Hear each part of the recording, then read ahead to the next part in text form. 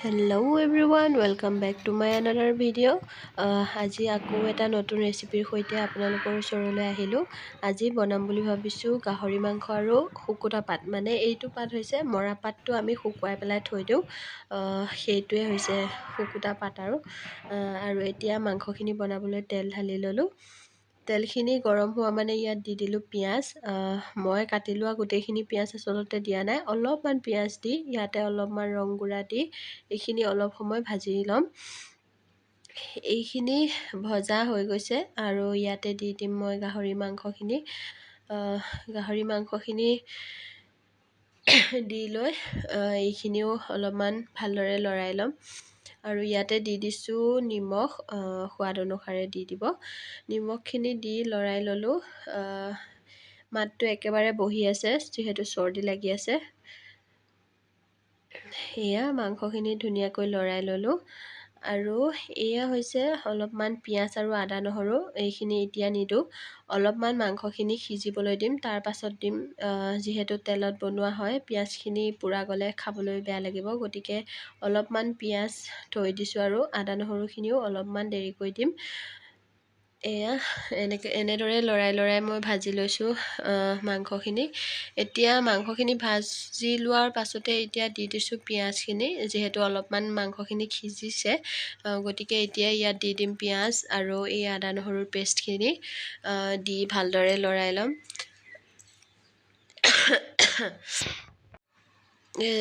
গাহৰিৰ মাংসবোৰ তেল থাকে, গতিকে খালে মানে মূৰত ধৰে। সেইবাবে যদি শুকুতা পাতৰ লগত খোৱা হয় তেতিয়া অলপমান খাব পাৰে আৰু মূৰত নধৰে। আমি প্ৰায় এনেদৰে গাহৰি মাংস খাওঁ বনাই। আৰু এয়া হৈছে জিৰা পাউডাৰ, অলপ দি দিছোঁ, দি আৰু লৰাই লৈছোঁ। আৰু এইখিনিতে আপোনালোককো প্লিজ মোৰ চেনেলটো ছাবস্ক্ৰাইব কৰি দিব। যদি ইউটিউবত চাই আছে তেনেহ'লে চেনেলটো লাইক কমেণ্ট শ্বেয়াৰ লগতে ছাবস্ক্ৰাইব কৰি দিব, আৰু যদি ফেচবুকত চাই আছে তেনেহ'লে পেজটো ফ'ল' কৰি দিবলৈ নাপাহৰিব। আৰু এয়া চাওক, ধুনীয়াকৈ মাংসখিনি ভজা হৈ গৈছে, তেল একদম ধুনীয়াকৈ বিৰিঙিছে।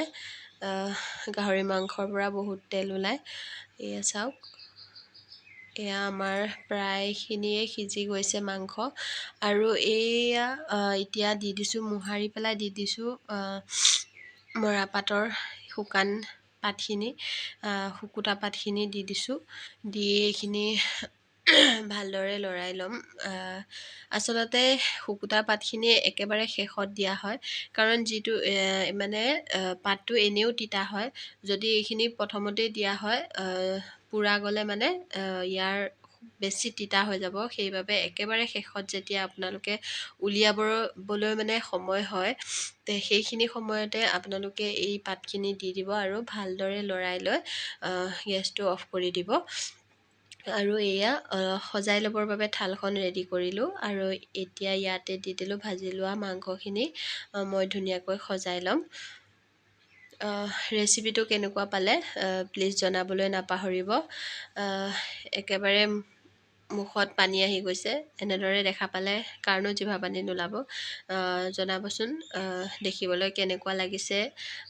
সোৱাদটোতো যিহেতু আপোনালোকে একেবাৰে নেক্সট লেভেলৰ হয়, এনেদৰে একেবাৰে চিম্পুল পদ্ধতিৰে ৰান্ধি ঘৰত খাই চাব।